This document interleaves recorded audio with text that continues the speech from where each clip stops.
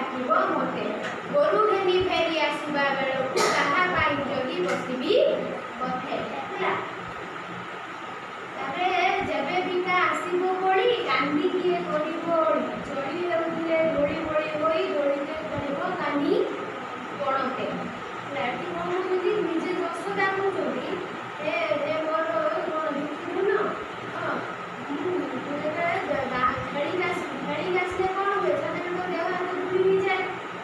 ଆମେ ତ ବାହାରକୁ ଯାଆନ୍ତି କ'ଣ ଖେଳିବା ପାଇଁ। ଖେଳିକି ଆସିଲା ପରେ ଦେହ ଝାଳ ହେଇଯାଏ, ଦେହ ହାତ ଧୂଳି ହେଇଯାଏ।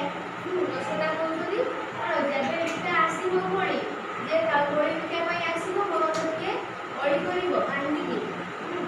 ଦୋଳିକେ ଖେଳିବ କାନି ପଣତେ। ଯେବେ ଦହି ମୁହାଁ ହୋଇବ କିଏ ସେ ଲବଣୀ ଖାଇବ। ହରିଣ ଆନନ୍ଦେ ଗାଈ ଦୁଇବାକୁ ସୀତା ଛୋଟ ଘେନି ଯିବ